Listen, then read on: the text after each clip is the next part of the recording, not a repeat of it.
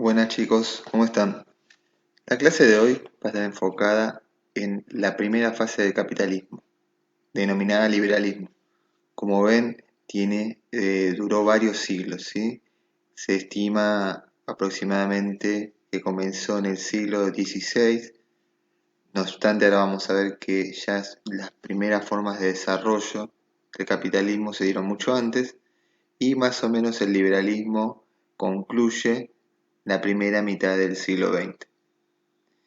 Esta imagen es muy interesante sobre el capitalismo en una visión de que el peso del sistema lo llevan los obreros, como hay una clase media burguesa que lo sostiene, y el ejército y la iglesia como están también ahí beneficiados, y por último estos gobernantes, pero lo que predomina sobre todas las cosas en el capitalismo, por eso la palabra, es el capital, la mercancía.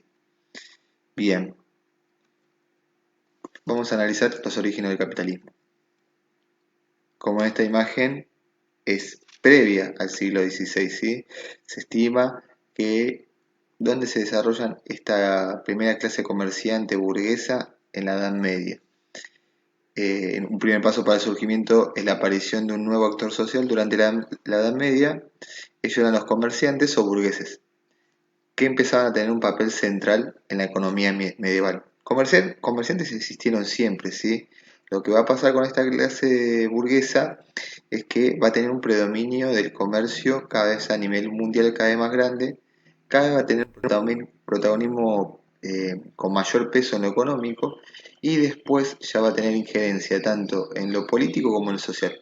Por eso no es cualquier clase comercial como existió en diferentes sociedades, sino que va a tener un peso para el desarrollo de un sistema que nos maneja en todas las esferas de la sociedad, y por eso es muy importante ir viendo cuál es la génesis de esta clase. Bien, entonces dijimos que en la Edad Media empezaba a tener cada vez más peso, el comercio en Europa y Asia y África estaba manejado por esta clase comercial, pero eh, la vida en esas ciudades era muy insalubre, muy precaria. El desarrollo que habían establecido a través de las diferentes formas de comercio por diferentes puntos tanto de Asia como África, y en entrar en contacto en esta Europa medieval y con unas condiciones de vida muy básicas, muy bajas, generó que la peste negra, cuando se desarrolló, provoque que 2/3 de la población de Europa se pierdan. Esto generó demostró diferentes límites del sistema que estaban desarrollando dentro de la Edad Media de los comerciantes. Primero, que ya no había tierras en Europa ni en las proximidades para desarrollar el comercio de los alimentos que necesitaban. Y también que había una población, que se perdió una gran población y necesitaban otra forma de organizarse tanto en lo económico como en lo social y en lo político. Bien, el gran desarrollo del comercio medieval se vio frenado por problemas de límites de crecimiento, que se manifestaron con la peste negra, ya que faltaban alimentos y tierras para la gran población. Una de las causas de las consecuencias de la peste negra fue esto que dijimos, la búsqueda de nuevas tierras para alimentos y tierras principalmente. Estas expediciones marítimas que se empezaron de Europa generaron que se llegue a América. Y se empieza a dar, tanto con las potencias ultramarinas que eran España y Portugal, se empieza a dar lo que se llama un comercio triangular. España y, y Portugal lo que van a hacer es traerse materias primas, principalmente se van a traer también oro y plata de sus colonias. A partir de ese oro y plata, ellos van a comprar tanto manufacturas como esclavos, van a comprar a Inglaterra, Holanda, Francia, y eso lo van a vender a España y Portugal, se lo van a vender a sus colonias. ¿Sí? Se desarrollaba por eso un triángulo comercial, que de América se pedían nada más las materias primas, España y Portugal, que eran los que obtenían esas materias primas, Principalmente el oro y plata lo usaban para vender, comprarle manufacturas a Inglaterra principalmente, y después, una vez compradas esas manufacturas, muchas de las compras quedaban para la clase alta de España, pero las demás se llevaban a las diferentes colonias que tenían y las vendían a un precio muy caro y no permitían el desarrollo de manufacturas propias en sus colonias. La solución para afrontar la crisis de la peste negra fue la búsqueda de nuevas tierras a través de la explotación ultramarina. Lograron la conquista de América y esto para la burguesía generó un comercio sin igual. Comenzó un nuevo sistema de comercio, por primera vez era mundial. Eso es muy importante. Es este nuevo sistema que el capitalismo a los comerciantes burgueses le da un panorama mundial. Ya no era solamente con Europa y con algunos pequeños mercados de Asia y África, sino que ahora con todo el mundo. España y Portugal con la conquista lograron tener metales preciosos. Pero esto a su vez fue su condena, ya que teniendo el capital decidieron que no era necesario que ellos produzcan las manufacturas para el comercio, y eso dejaron que lo lleven a cabo países como Gran Bretaña, Francia y Holanda, lo que generó un triángulo comercial entre las colonias con la metrópole y los países manufactureros.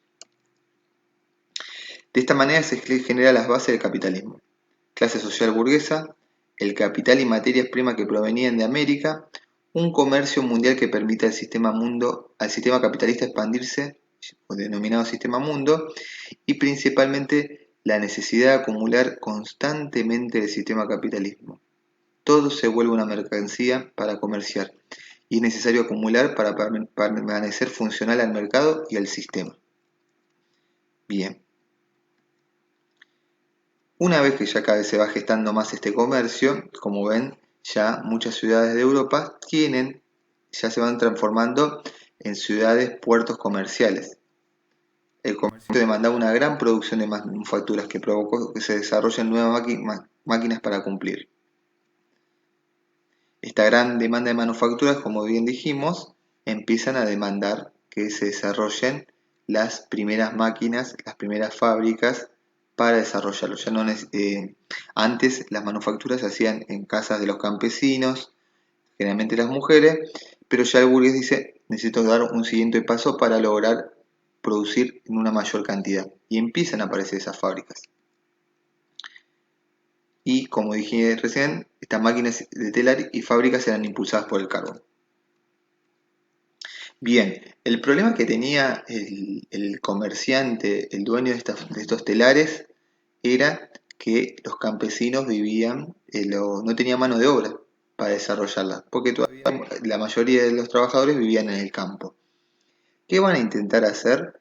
Van a intentar expulsar a los campesinos de su medio de trabajo, de su medio de producción, para volcarlos, que no les quede otra, de que sí o sí tienen que obtener trabajo, buscar trabajo en las fábricas. Para lo cual fíjense lo que empezó a implementar Inglaterra, que se llama la ley de cercamiento. Antes todos los campesinos compartían las tierras y se iban compartiendo, iban haciendo diferentes actividades entre sí. Ya Inglaterra, para hacer un uso supuestamente más eficiente de las tierras, hace una ley de cercamientos. Esta ley de cercamientos no permitía que tengan contacto las granjas entre sí, sino cada vez se iban privatizando y generaron con impuestos que al campesino no le quede otra que vender sus tierras y dejárselas al que tenga mayor posibilidades para explotarla. Así los que se las quedaban eran productores que tenían una idea no solamente para producir para subsistir, sino que la idea era comerciar a través. ¿Por qué?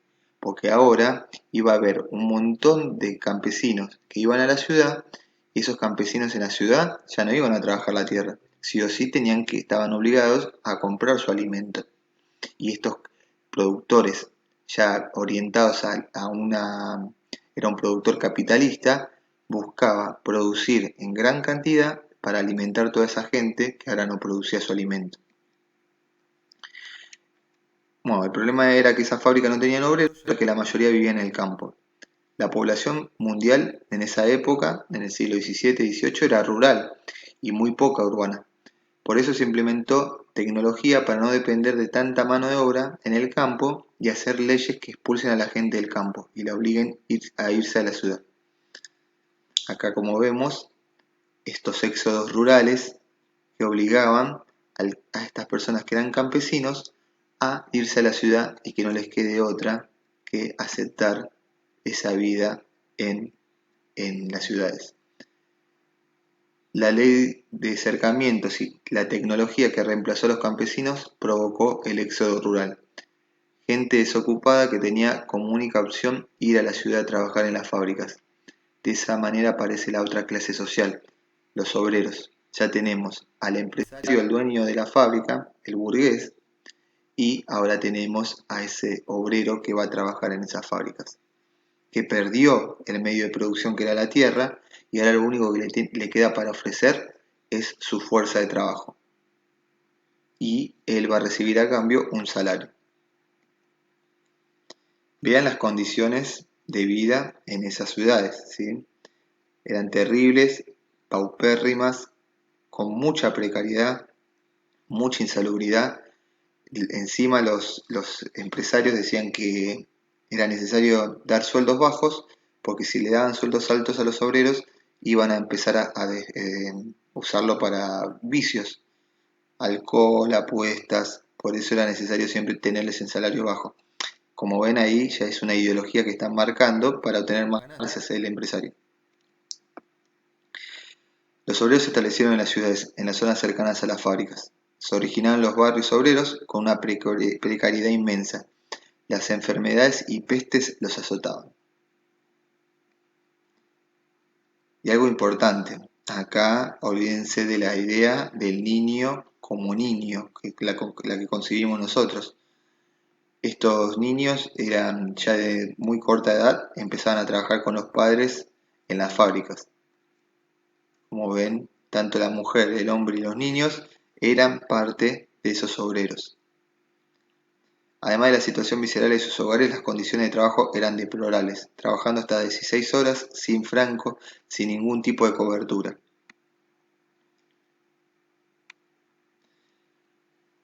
Piensen que este campesino, que capaz que tenía su propia tierra, vivía bien, podía subsistir, aunque seguramente era una vida de mucho trabajo, dura, tenía por lo menos condiciones de vida que sentía que eran dignas. Y ahora pasó a una ciudad que vive en situaciones deplorables, el dinero no le alcanza, se enferman sus hijos, mueren sus hijos, genera un gran odio, ¿sí? Una de las formas de depresión que agarraron en esa época era capaz el alcoholismo, el suicidio, pero otra forma era intentar desquitarse su odio con las máquinas. Aparecen primeros movimientos que estaban intentando destruir estas máquinas para frenar el avance de las fábricas, pero obviamente era tapar el sol con las manos, era algo que no se podía frenar de ninguna manera. Durante la primera mitad del siglo XIX, la primera reacción de los trabajadores frente a esta explotación laboral y vida en la absoluta pobreza fue la destrucción de las máquinas. Pero el avance tecnológico, aún destruyendo algunas máquinas, era imparable. Vamos a ver un video que explica un poco también qué reacción después de esta ira, qué formas de organización empiezan a aparecer dentro de los trabajadores. Es preferible dejar el cuero en el monte a que nos sigan tratando como animales. Como le pasó a Rufino el otro día. Tiene razón. Yo también me voy. ¿Y yo? Y si llegan a Posadas, ¿qué van a hacer allá? ¿Morirse de hambre? Ya no. En el sur los mensú han formado sindicatos para poder defenderse. Me lo dice mi hermano en esta carta que me hice leer esta mañana. ¿Quién puede leer? Dame.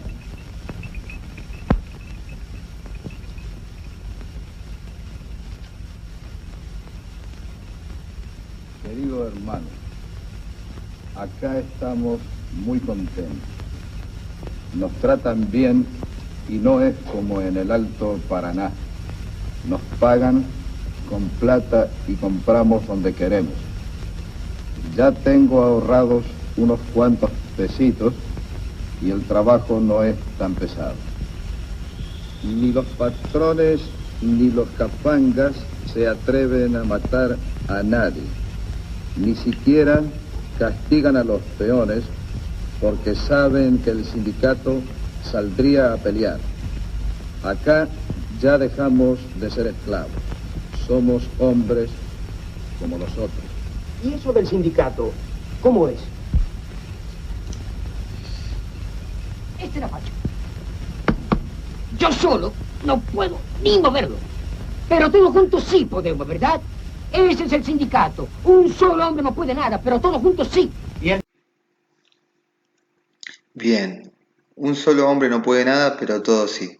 Esa es una idea muy básica, elemental del sindicalismo y que explica un poco cómo esta situación de miseria que tenían los trabajadores los empezó a unir. Los empezó a unir para intentar mejorar sus condiciones de vida.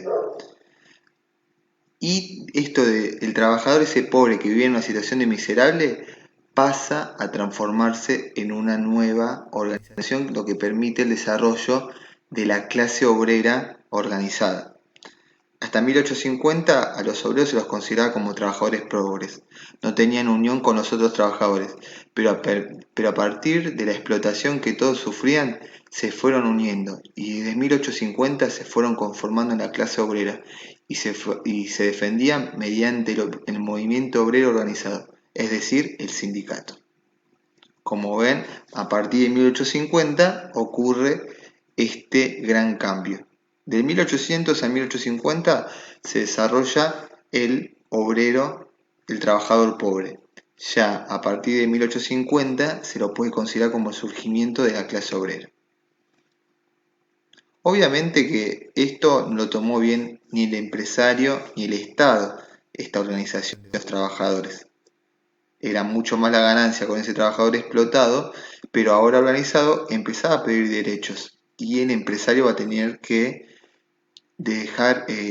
dar una parte de sus ganancias para esa organización y esos derechos que estaban pidiendo. Durante la segunda mitad del siglo XIX, los sindicatos eran perseguidos. Cada manifestación por mejores condiciones de trabajo y lograr jornadas laborales eran duramente reprimidas por el accionar de la policía y la patronal. Acá vemos como una de las primeras grandes acciones contra los trabajadores y que provocó la matanza de muchos de estos obreros y que va a ser un día muy importante. Los mártires de Chicago, que son estas imágenes por un atentado, autoatentado que había hecho la policía, generó que varios sindicalistas fueran condenados y ahorcados por este supuestamente autoatentado que intentaron incriminar a los trabajadores. Fue tanto el repudio que en honor a ellos se declaró el 1 de mayo como el Día del Trabajador. Una de las huelgas que realizaron los trabajadores durante la segunda mitad del siglo XIX marcará un hito en la lucha obrera, ya que varios trabajadores de ideología anarquista fueron enjuiciados por sus protestas el 1 de mayo de 1886 para reducir la jornada laboral. En un juicio plagado de irregularidades, los 8 enjuiciados fueron condenados a muerte. Estas personas pasaron a la inmortalidad conocidos como los mártires de Chicago y se recuerda cada año su lucha con la conmemoración del 1 de mayo como el Día del Trabajador. Se comprende que entonces esta gran protesta que hubo un 1 de mayo y la acción de los empresarios y del aparato represivo generó tanto repudio que ese 1 de mayo va a ser conmemorado como el Día del Trabajador, va a quedar como el símbolo del... Fíjense que no es ni el Día del Trabajador, engloba a todas las personas que son explotadas por este sistema, ¿sí? Por eso no hay una diferencia, se engloba en todo en esta unidad, como Día del Trabajador. Bien, la clase obrera empieza a ser reconocida, pero las relaciones de producción capitalistas se consolidan. Frente a esta organización que empezaban a tener los trabajadores, los burgueses dicen no podemos seguir reprimiendo de esta manera, sino que necesitamos empezar a reconocerlos, pero empezar a explotarlos de otra manera, no de una manera tan visible, sino de una manera más científica.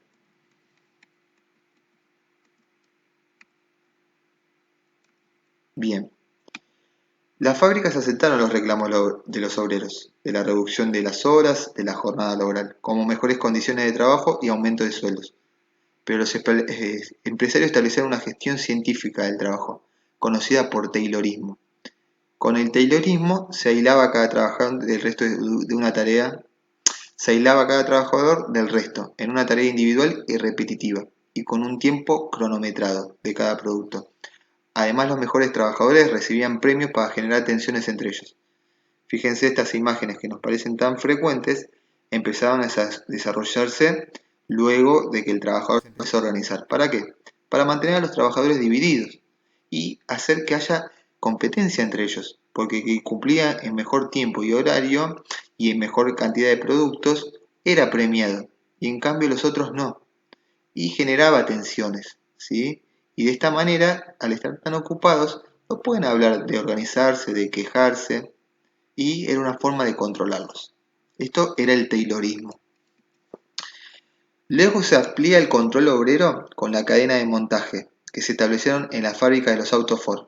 El ritmo de producción ahora los ponía las máquinas. Esta forma de producción luego se impuso en todas las fábricas y el modelo se llamó Fordismo. Fíjense la cadena de montaje. El trabajador ya pasa a ser un elemento más de la máquina.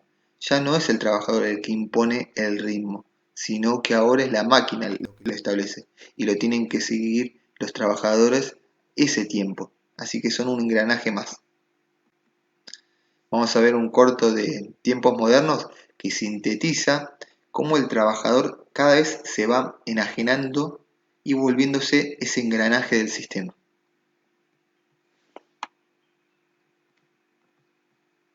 Foreman. Trouble on bench 5. Check on the nut tightener. Nuts coming through loose on bench 5. Attention, foreman.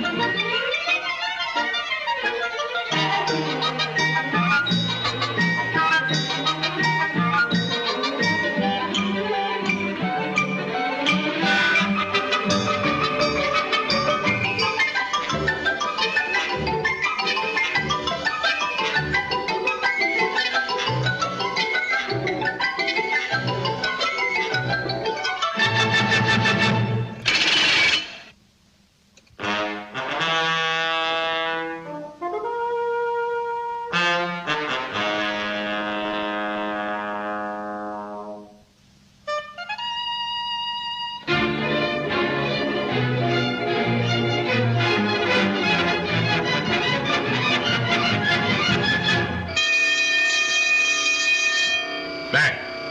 Section 5, more speed, 4-7.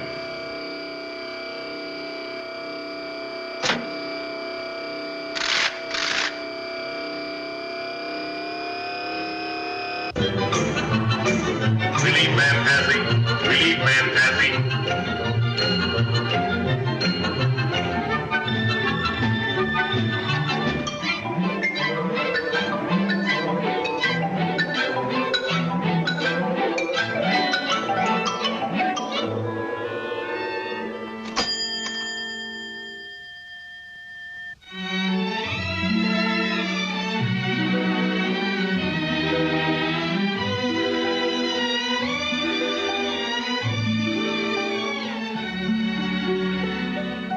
Hey! Quit stalling. Get back to work. Go on.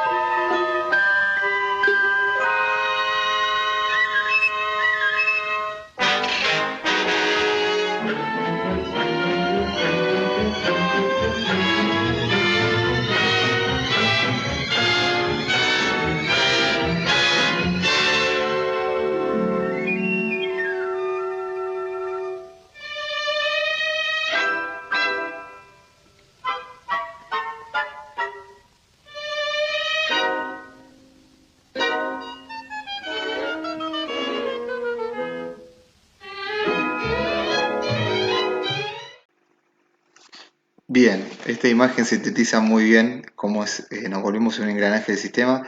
Fíjense, el video explica varias cosas de esto del Taylorismo y el Fordismo, de esa cadena de montaje que totalmente te enajena, te vuelve parte de ese engranaje y la competencia todo el tiempo entre los trabajadores peleándose por esto de lograr los tiempos de productividad y que cualquier momento de descanso en el trabajo sea mal visto porque generás que tus compañeros no lleguen al objetivo y seguramente si no llegas a ese objetivo de producción no te den algún plus y de esa manera te van controlando, ya no necesitaban tanto la fuerza, sino que directamente si vos entras al trabajo aceptes esos tiempos de producción y que aunque te den un montón de derechos, te obligaron de esta nueva manera en un control y una explotación mucho más eficaz por parte del sistema. Fíjense cómo el sistema, ante nuevas medidas que la clase obrera van tomando para lograr mejores derechos, aparece una contrapartida, una respuesta del sistema para lograr continuar con esa acumulación que obviamente es siempre el objetivo del sistema capitalista. Bien, ¿cómo era el orden mundial de este liberalismo? Recién dijimos que se volvió un sistema mundo a partir de esta exploración ultramarina y permitió un comercio mundial. Y esto estableció una cierta forma de ordenarse el mundo, tanto en lo económico, lo político y lo social. Se establecieron los centros y las periferias, ¿sí? Obviamente que en esas periferias había sectores con un mayor potencial y que muchas de esas periferias se volvieron después centros, ¿sí? Rusia es un claro ejemplo, China también después se va a volver centro y, y varios países actualmente se están volviendo con gran peso. Pero principalmente el mundo estaba entre estos centros y las periferias. ¿Cómo estaba organizado? ¿Cómo estaba dividido?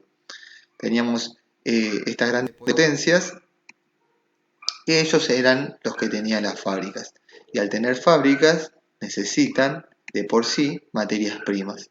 El carbón era el primer combustible, después obviamente va a pasar al petróleo y también como las primeras fábricas eran textiles, el algodón y la lana eran necesarios. Y obviamente después empezaron a incorporarse un montón de más de materias primas. Nosotros nos volvimos una especie de granero del mundo, pero así se fue dando en todo el mundo, ¿sí? Empezaron a desarrollarse esta forma de ordenarse entre fábricas, países con fábricas, países industrializados y países que tenían que brindar materias primas y estos países que brindaban materias primas después le tenían que comprar sus productos, los productos manufacturados e industrializados a los países industriales. Vean cómo se mantiene ese triángulo comercial que existía antes cuando empezó el colonialismo, se mantiene de una manera mucho más organizada en centros y periferias. El liberalismo estableció una división social del trabajo entre países industriales y países proveedores de materias primas. Fíjense cómo es la relación. El centro, con abundante capital, alta tecnología, productos industrializados, obviamente vende caro, la periferia compra caro, con escaso capital, baja tecnología, abundante materias primas.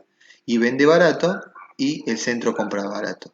De esta manera, obviamente son los países industriales los que van a defender este sistema capitalista porque son los que están acumulando el capital. Y obviamente este establecimiento de centros y periferias no va a ser en una relación fraternal y lograr un control e intentar un acuerdo, sino que va a haber una relación paternalista, colonial, desigual, discriminadora y racista. Era muy común ver a estas periferias como inferiores a los centros industrializados y se va a mantener esa idea de que para lograr seguir el camino, para lograrte volver centro, vas a tener que seguir las órdenes de estos centros y aceptar que te traten como un país inferior hasta que supuestamente logres el progreso y modernidad que ellos te vendían. Pero el desarrollo que te están vendiendo es mentira, obviamente, porque ellos para lograr su desarrollo necesitan el subdesarrollo de todas estas periferias. Por eso mantenían esta relación de explotación y de desigualdad tan grande. La relación entre centro y periferia no solo era desigual en lo económico, sino que las potencias centrales imponían la idea de ser superiores y traer el progreso. De esa manera justificaban su dominio sobre regiones que consideraban inferiores. Obviamente que en la búsqueda de materias primas de estos países industrializados, cada vez se va a generar una mayor competencia entre dichos países. Cada vez va a haber más tensiones porque países que antes no eran tan industrializados empiezan a crecer, como Alemania y Estados Unidos, empiezan a crecer por los países industrializados viejos como España, Francia, como Inglaterra y Francia, Holanda, y empieza a haber una tensión cada vez más grande por intentar controlar todas las zonas que les proveen materias primas. Y se van a empezar a disputar cada vez más el mundo, ¿sí? Estas grandes potencias. Fíjense acá cómo se repartía en China, tanto Inglaterra, Alemania, Rusia, Francia, Japón. Y acá vemos cómo Inglaterra y Francia también se reparten el mundo, ¿sí? Cada vez va a haber una disputa más grande que obviamente va a desembocar en una tensión que ahora veremos qué resultados generó. El crecimiento industrial de las potencias hizo que cada vez se disputen los territorios proveedores de materias primas. Y fíjense las zonas de influencia de cada país. Fíjense Francia, todas las colonias que tenía, Inglaterra también, todas las colonias que tenía, cómo el imperio ruso se iba expandiendo, Estados Unidos también, y lo que conllevó que esta disputa fue una de las causas que desencadenaron las dos guerras mundiales y provocaron a su vez la crisis del sistema capitalista liberal. La clase siguiente vamos a analizar con mayor profundidad esta crisis y cómo desembocó en la segunda fase del capitalismo, la del capitalismo de los estados de bienestar.